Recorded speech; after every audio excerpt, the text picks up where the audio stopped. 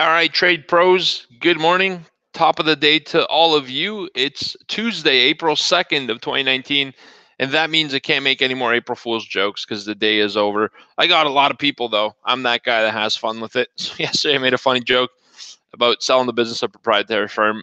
Rest assured, that's not happening. We have a great development platform in the works.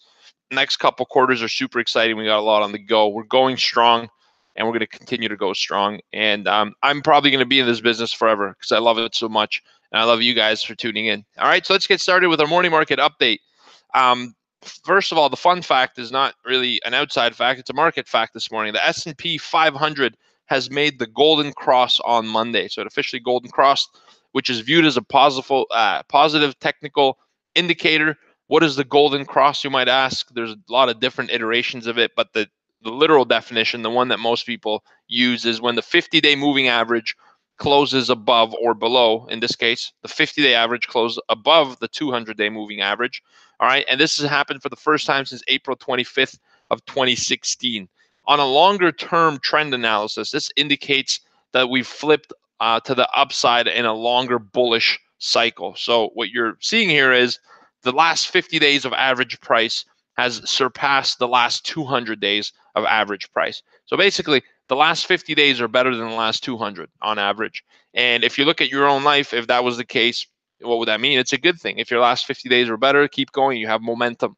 And this was happening in the S&P 500 as well. The index's 50-day moving average traded below its 200-day moving average for 77 sessions. All right, that's the longest streak since December 2015. Following the past 10 golden crosses, the S&P has been up 90% of the time after 1 year. So we could be in for a more broad market rally. Now, you don't put all your eggs in that basket, right? As a trader, investor, you don't just say the golden cross has happened. Let me put all my money into the long side on equities. You're smarter than that. You're a trade pro. Your job is to look for, say, great, that's an awesome fact. I'll hold it in the back of my head. It's fun to throw that around in the bars on the weekend. And you should invest a little bit more carefully than that. All right. Futures this morning are consolidating their gains slightly. Still seeing bullish moves, but consolidating their gains. Yesterday, we said the market would rally on the back of a very strong seasonality pattern. The 1st of April, or the Monday of that week, yesterday, essentially, was a very strong bullish day. Today could be more of a consolidation. Tomorrow, we're in for a very bullish day as well. All right. And the S&P 500 is now only 2% from its old historic closing highs of 2930 on the index. So we're approaching all-time highs here on the S&P 500. I've been saying that for the last at least couple weeks, that we're going to be running to new all-time highs. A lot of people have laughed at me. And hey, they might be right that it didn't go there. But you know what? It doesn't matter who's right. It's how profitable you are. I have discussions with my friends when they say, hey, I told you the stock was going to do that. And so how much money did you make off it? What percentage return? Like, oh, I didn't get a chance to get in. Doesn't matter if you're right. All that matters in this market is that you're profitable. And that's kind of the discipline I'm trying to instill in all of our traders here. All right. Trading is not, you're not trading to be right. You're trading to make money and live a lifestyle that you want. More time with your family, more cash flow, less attachment to a boss in a workplace, and being your own workplace, generating your own income. One of our members, Camilo, posted something amazing on Instagram yesterday that said debtors work for banks, employees work for bosses, all this other stuff. I can't recall it all. And the last one was investors make money for themselves. No, it went debtors make money for banks, all this other stuff. Employees make money for their businesses, and investors make money for themselves. I really like that. I wish I had time to repost it. Camille, I'm going to repost it on my gram. Awesome post. That was very inspirational to me this morning. All right, so that's what we have so far. What's that, Marky? Yeah, it's a great one. If you want to check it out on his account and repost it, yeah, Camilo, you're going to get the Trade Pro bump. You're an awesome dude. Thank you, man. Hope that cut's going well. All right, so I'm just looking at this. We have strong gain seasonality in the markets till mid-April. So until mid-April, you could expect to see a continuation of this rally. In the middle of April, historically, the seasonal pattern shifts to be more neutral, more consolidating sideways. There's a saying that says, sell in May and go away. One of our other members, Steven's going to be very angry at me that I say this, but we're approaching summer markets. All right. And I know that I'm banned from using that term, SM. And at the same time, I also have to inform you that as we approach the end of April, we've had quite a year of volatility. We start to consolidate through May, June, and July and August, especially. Those months slow down because it's summertime. Most people are taking vacations. All right, so we have a little bit of sauce left in this rally, if you will. Let's see where it gets us. Middle of April, you have blackout period for stock market earnings reports. So with that blackout, it's going to decrease buying, and we have weaker seasonals. So I'm expecting some more upside, but cautious because we're kind of approaching the top of this rally. The big question is, will we break the all-time high before we start to consolidate? All right, Lyft. Let's switch gears to Lyft's IPO. What do we say IPO stands for? It's probably overpriced. All right, that's what it actually stands for. But no, all kidding aside, what it actually stands for is initial public offering, and it's probably overpriced is the better term. And I'll tell you this, Lyft has not lifted anywhere. Shares of the company opened at 87 for trade on Friday, closed at 78. They fell 12% yesterday, below the IPO price of $72. This morning, they're down 3% to $69. This is starting to look like Snapchat. And what I told you guys in the day that it IPO'd is this isn't the time to get long. You're going to have time to buy Lyft much cheaper if you really want this company in your portfolio. Buying an IPO is a good way of participating in the sucker rally, as it's called.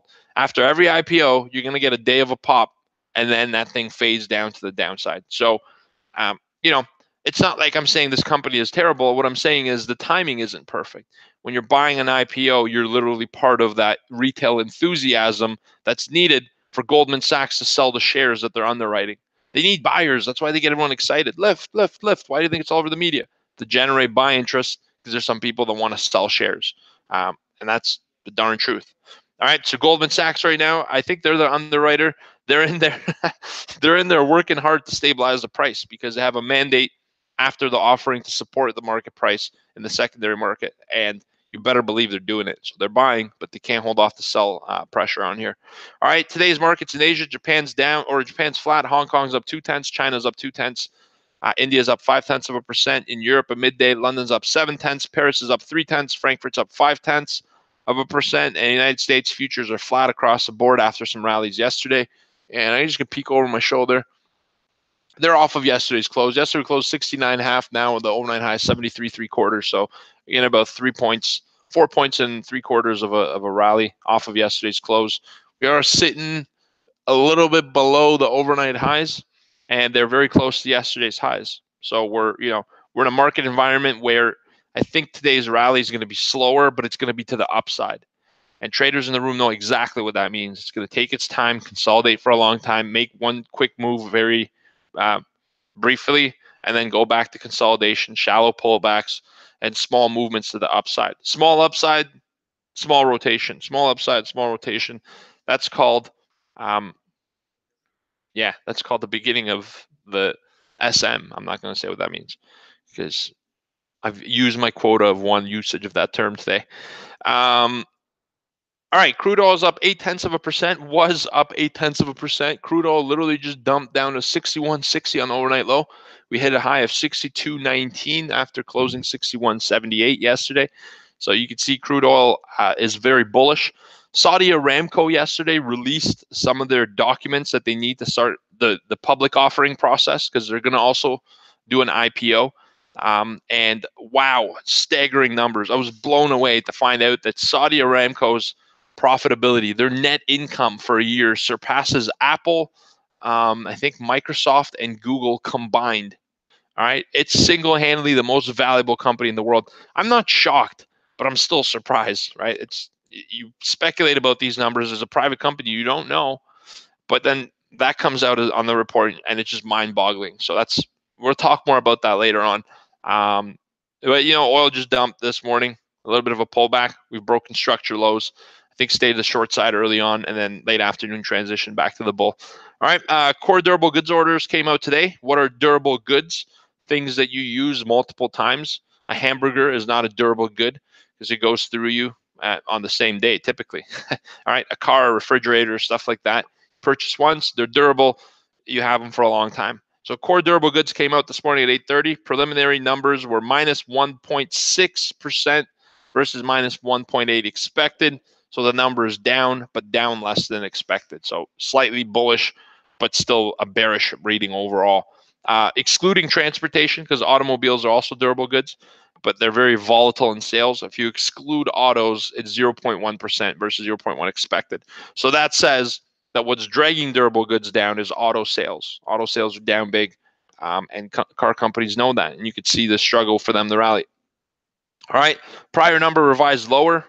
Prior durables ex transportation revised higher, capital goods revised higher, and shipments and orders revised higher. So all in all, it's a pretty weak report with some pretty strong back month revisions, and it's kind of it's neither here nor there. You can shrug it off. On the calendar today, we have absolutely nothing of key importance, no major economic events. So look at this.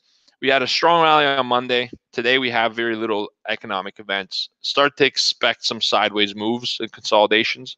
Allow yourself to experience this type of market and learn from it rather than getting frustrated.